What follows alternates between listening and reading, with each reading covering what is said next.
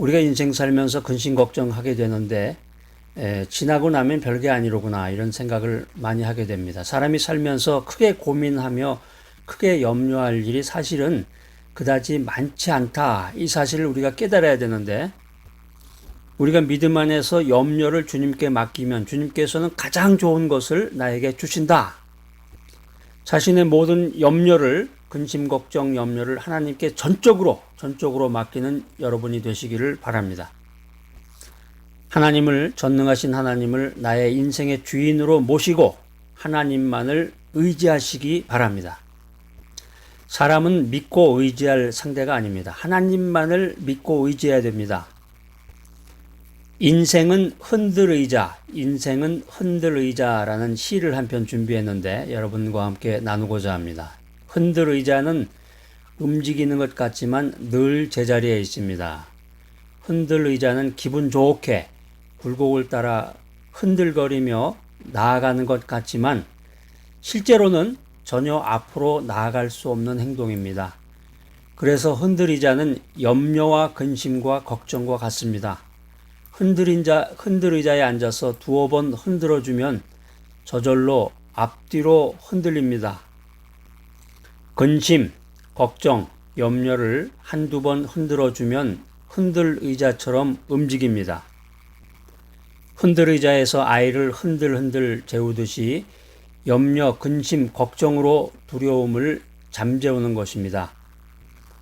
염려, 근심, 걱정은 어떤 일을 놓고 궁리하고 생각하는 것 같지만 흔들의자가 조금도 앞으로 전진하지 못하는 것처럼 한치의 해결책도 내놓을 수가 없습니다. 아무것도 해내지 못하고 두려움을 조장하는 것이 염려와 근심과 걱정입니다.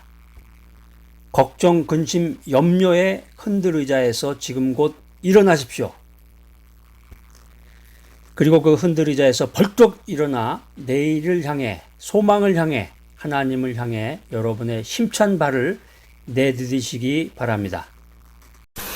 1965년 7월 영국 웨일즈의 한 마을에서 여자아이가 태어났습니다. 25년이 지난 후에 엑스터 대학을 졸업한 그녀는 끔찍한 두 가지 일을 당하게 되는데 한 가지는 사랑하는 어머니가 돌아가신 일이었습니다. 또 다른 하나는 직장에서 해고를 당한 것이었습니다. 직장에서 해고당한다는 것이 참 인생에서 엄청난 충격일 텐데 어머니까지 돌아가셨기 때문에 굉장한 충격을 가지고 그녀는 바다를 건너서 포르투갈로 떠나게 됩니다.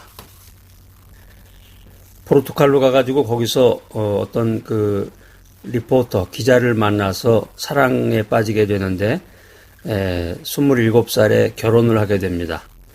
이듬해 예쁜 딸을 낳아서 제시카라는 이름을 붙여줬습니다. 자, 그런데 이 행복해야 될 결혼이 3년도 되기 전에 파경에 이르고 말았습니다. 그녀는 생후 4개월 된 딸을 안고 영국으로 돌아와서 자기 여동생이 살고 있는 에딘버러에서 방 한 칸짜리 아파트를 얻어서 살게 됩니다. 너무나 가난했던 이 여인은 딸의 보육비가 없어서 3년 동안 정부가 주는 생활보조비로 생활을 하게 됩니다. 때로는 이 보조비마저도 끊어지게 됐는데 아이에게 먹일 우유를 살 돈이 없어서 맹물을 먹여야 하는 비참한 생활을 하기도 했습니다.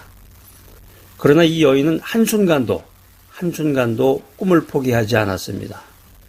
아이를 유모차에 태워서 공원을 돌아다니던 어느 날 갑자기 이 여인의 머릿속에서 이야기 하나가 펼쳐지기 시작합니다.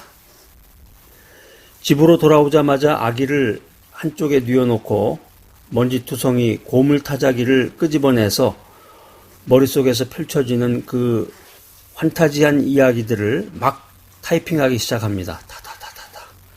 다 쓴 원고 뭉치를 들고 출판사를 찾아갔지만 보기 좋게 거절당했습니다.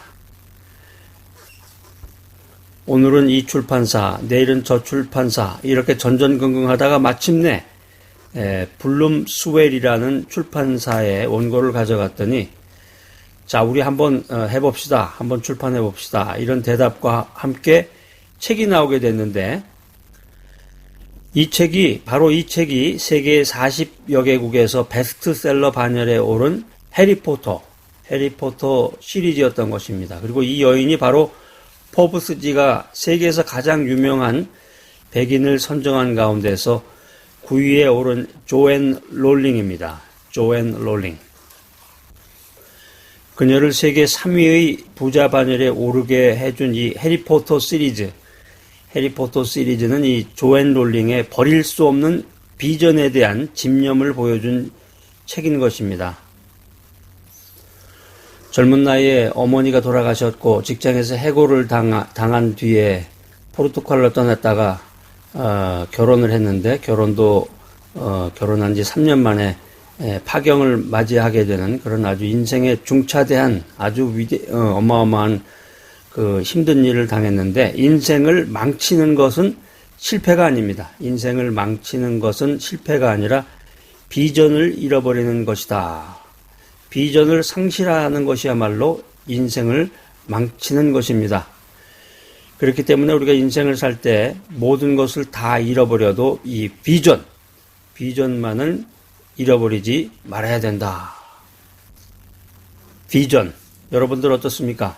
여러분들 가슴속에 비전이 꿈틀거리고 있나요? 이 비전은 미래에 이루어지는 구체적인 모습입니다.